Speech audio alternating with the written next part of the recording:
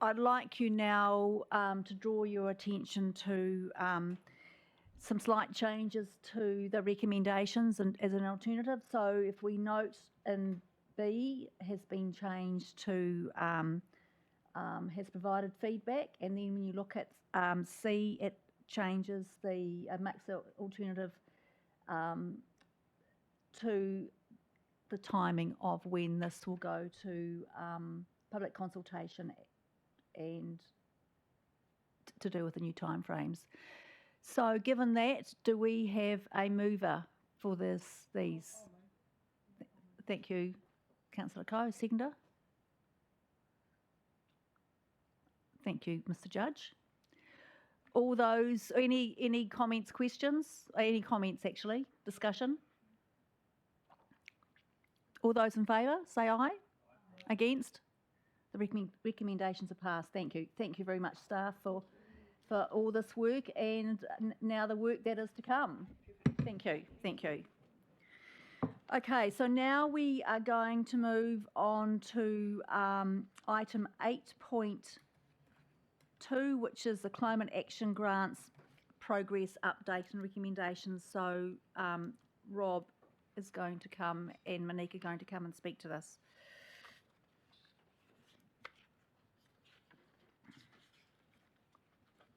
On page 25.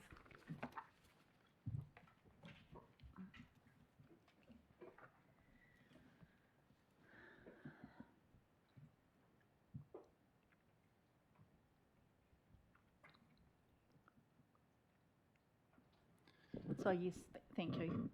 Kia ora koutou katoa, atamari. Good morning, everybody. Ko Rob Rantokuingoa. Just a couple of notes on the progress report and update. I noticed that Appendix 1, the Climate Action Grant Policy, has a draft watermark over it. Just to assure you that that policy that's included there is actually the final approved version. So you can ignore the draft watermark, in other words. Otherwise, take the report as read and welcome any questions.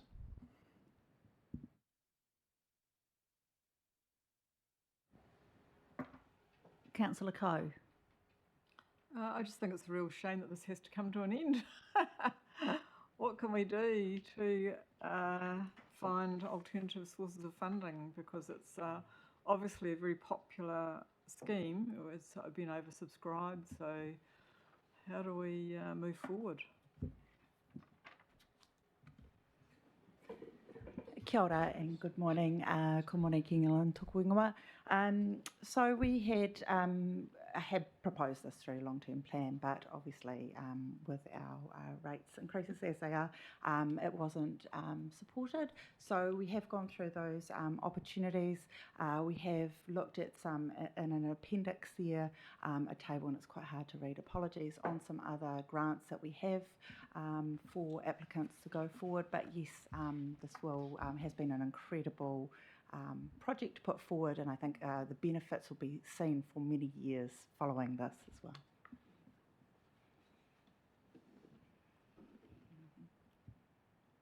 Thank you, Councillor Coe. So now we move to Mr. Judge. Thank you.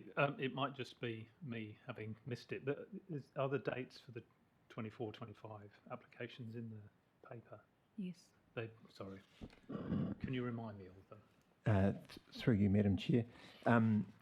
Yes, they are in the paper, and to summarise, we're looking at grants being opening in early May, which is the start of term 2 for the school year, and being open for 4 to 5 weeks, closing in early June, and that represents a bit of a shift. The grants being open 3 weeks earlier than they were for the last funding round.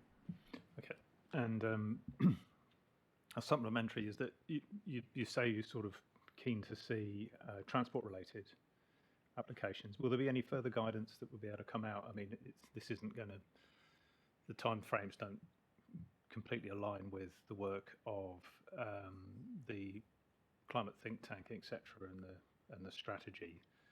So, would there be any scope for further guidance to applicants about the type, more specific about what it is you're looking to to weight more positively? Through you, Madam Chair. There definitely can be, and if that's a request from this committee, if you can give us some more specifics around what guidance you're after, then we could provide that before the funding round opens. So there's another opportunity to come back to this committee before the funding round opens and tidy this up, if you like. But at the moment, just noting that most of our production-related emissions come from transport. Given this is the last funding round, there's an opportunity to prioritise action in that area. It doesn't need to take away from applications from other areas, but if we're weighing two quality applications, we might give preference to projects that could put a bit of a dent in our transport-related emissions. And with that in mind, I'm loath to get into myself. I just speak for myself as a committee member, sort of like putting forward my pet themes. I'm not going to say pet projects because I'm not going to promote particular projects, but saying that I'm in favour of this, that, or the other thing. Is there some advice that officials can come back with based on your more in-depth knowledge of our emissions inventory for the district and what is possible? So you could give us some guidance to consider about the, specifically this type of thing, rather than, for example, myself as a committee member coming around back and saying, I want to see these sorts of projects more heavily weighted because I don't know that would be appropriate. Through you, Madam Chair, we could totally come back and provide some more specific guidance and recommendations. I also think we need to be reasonably careful about what we can actually expect from our communities in the transport space and what are levers that's more appropriate for central, regional, local government to be pulling ourselves. But examples might be community projects that help to enable cycling and cycling maintenance and just providing upskilling and the opportunity to get more people onto bikes. I know there's a few community groups that are have various projects in that space and would like to do more in that space as well. So that's one example that springs to mind, but we could come back with more. All right. I think if you provided that type of guidance at the time, and that's sort of I know you've given that example as an ad hoc thing, that would be really helpful and would be really encouraging for those groups to actually put a bid together where they otherwise might not have had the confidence to do so. Thank you. Thank you, Christian. Now on to Councillor Warwick. I'm going to kind of counter that because by prioritising it, in the grants that were given, there was only one, the bike bus, that was around transport. So then will it discourage all these other great initiatives in applying for funding?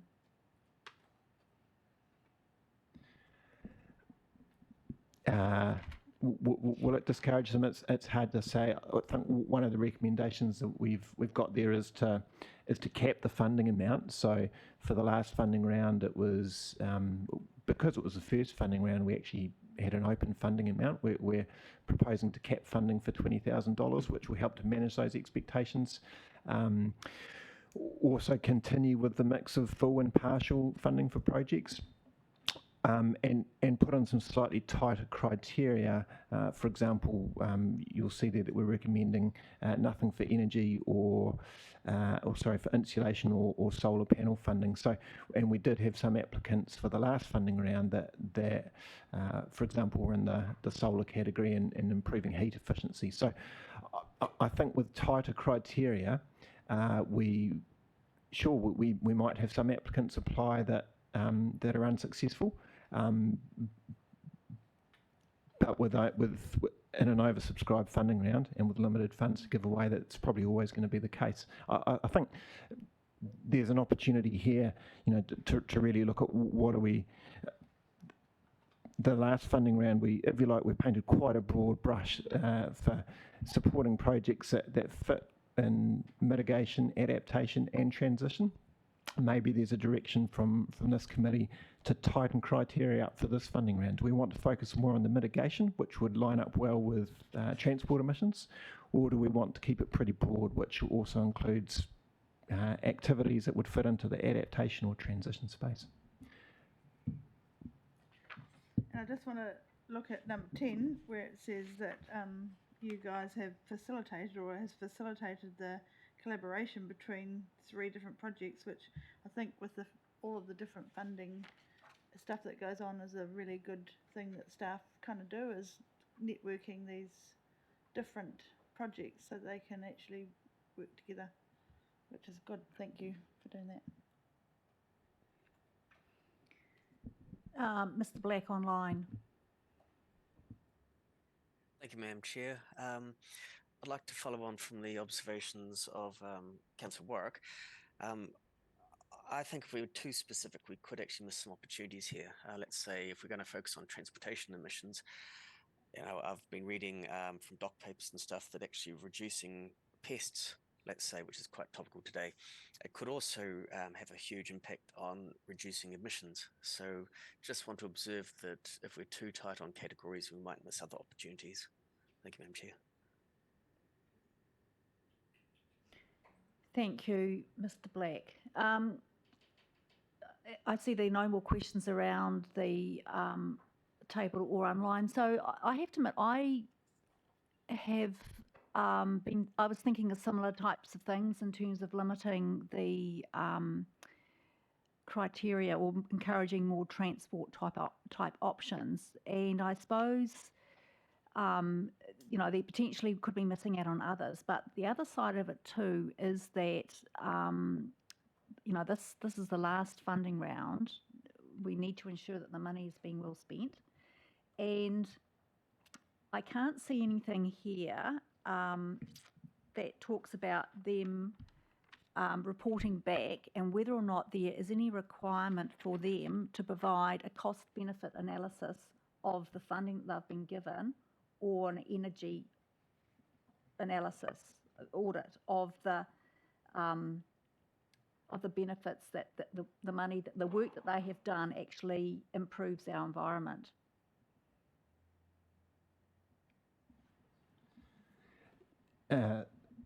Thank you, Madam Chair. And if you like, that's not a specific requirement that's part of the application, but when we go out for the next funding round, we'll also include a brief summary of each project that we funded in the last funding round. Included in that summary will be what the funding has enabled and how that project is benefiting Kapiti. So at a high level, that will include any conservation benefits or emissions reduction benefits, as an example, to tell that story as a lead into the next funding round. So if you like, that might not be a formal requirement, but it's definitely a conversation that I'm having with all successful applicants. So thank you. Well, I'm pleased that will be coming to us at some point once those those previous applications have used all their money up. But I think it's probably something I'd actually probably like to see just something written in there now, so that the applicants know that there is some accountability in terms for the limited money that we have available, and obviously this is a competitive process. Yeah. So I suppose 3 councillors now, or 3 members of this committee, have raised the matter about prioritising it for transport. I'm just wondering if any other councillors or members of this committee have any thoughts about that. I'd like to speak on that. Okay, Councillor Coe. Yeah. Firstly, just to counter your point that you just made, I think we don't want to make this process too hard for the applicants. We're giving away really tiny amounts of money, and I think to put the onus on them to prove that they're achieving outcomes is just too much work. I think we have to just run with it. Otherwise, it's just too hard. So I would like to think that we could just give out some money in the hope that we might achieve outcomes rather than requiring to see evidence that it's working. Secondly, the transport issue. You know, as it states here, transport is the most significant source of production-based carbon emissions. And this is a climate action grant. We're in a climate emergency. I think it's entirely appropriate that we focus on where the problem is. And if the pest control people can prove a link between that and transport emissions, then go for it in your application, you know. To me, that's where the priority is. And if people can point out the linkages there, then yeah, we can consider that. So that's my point of view. Thank you. Thank you, Councillor Coe. Councillor Warwick. One of the great things about these grants, the grant allocation process, is that community members who have good ideas or have initiatives get to sit down with experts in the staff and process that, and sometimes be directed to other avenues of funding, which is really important because you can't fund everything. And so that's my only concern with kind of focusing in on a certain aspect, is that you might lose those good initiatives, and even if they weren't funded, they'd lose the opportunity to sit down with you guys and think things through, plan ahead, apply for different sources of funding. And, because we can't fund everything, but there are a lot of other avenues out there, and that's one thing from sitting on the grants allocation committee that I've found, is that it's the staff input is probably more valuable in a lot of cases than the actual money to these applicants.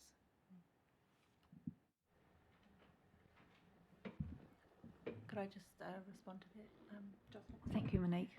And I just wanted to note for the regarding the transport criteria, is that it's only if they're oversubscribed. So it's really, if we have to take the best ones we can target for climate action, it's not limiting at all. We heard last year we really want to spend the $100,000 on all these projects and get some things done. So I just wanted to note that. But definitely we've talked about making these grant applications more accessible by going actually into each library up the coast to help people help fill out some of the applications, because we know that online's not for everyone as well. So we're definitely going to be taking our resource out to our communities to help them through this process too. Thank you, Monique. So there's just one other point that I wanted to just to note. So on page 35, under the application process, it says that the CES will make recommendations to the Climate Action Grants Allocation Committee or to the Strategy Operations and Finance Committee. So on Thursday, there is a council meeting, and our governance structure and delegations are going to be considered, and there's some slight changes there. And one of these that is for consideration for acceptance is that that the criteria for this grant and for making the allocations of the funds will come to this committee if that's agreed to on Thursday. I think if you remember previously, it was actually made here. A recommendation was then made to council. Yeah, so that potentially will change on Thursday.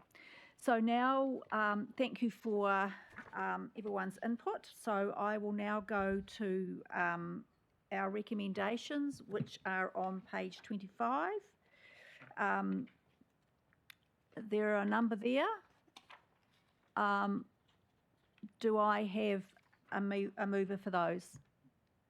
I'll move. Thank you, Councillor Coe. Seconder? Councillor Warwick.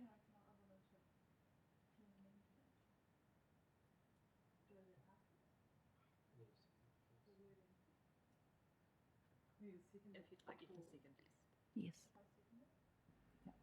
Okay, thank you.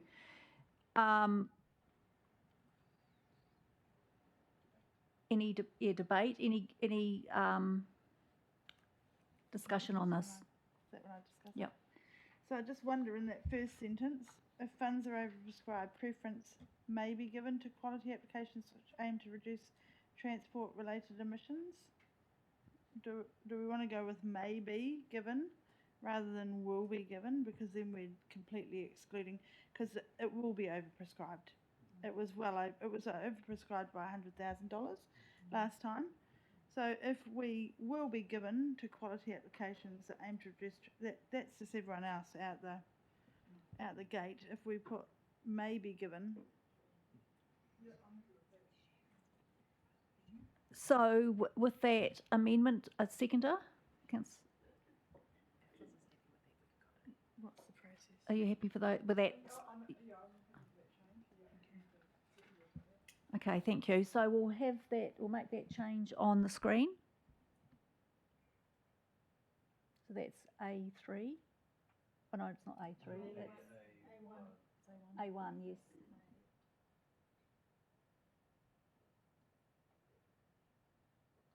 Okay, any discussion? Further discussion? Do we want to change that second one as well? I think I would like to see A3 stay. Okay, so we're set with that. So all those in favour say aye. Aye. Those against? The recommenders are passed. Thank you. Thank you.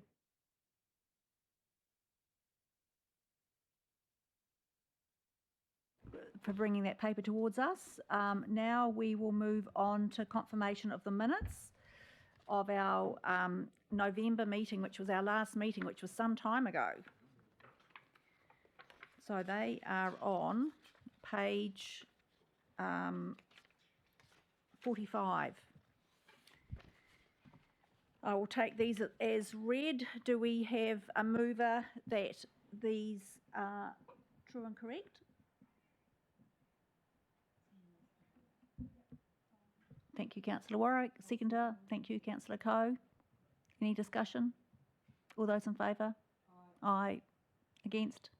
The motion is carried. So our closing karakia. Would anyone like to do that? Page 50.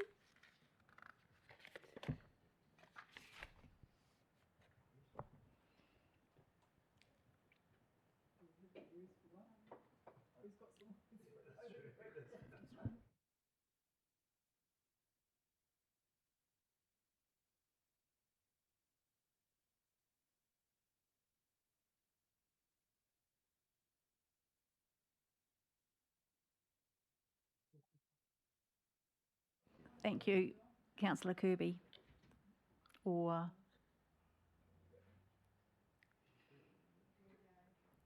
Councillor Warwick, thank you.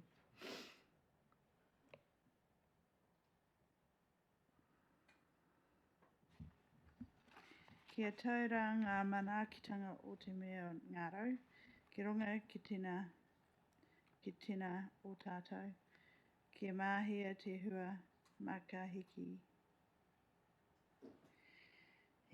hi, sorry, kia toi te kupu, toi te mana, toi te aroha, toi te reo Māori, kia tūturu a whiti whakamaua, kia tēnā, haumi e, hui e, tāki.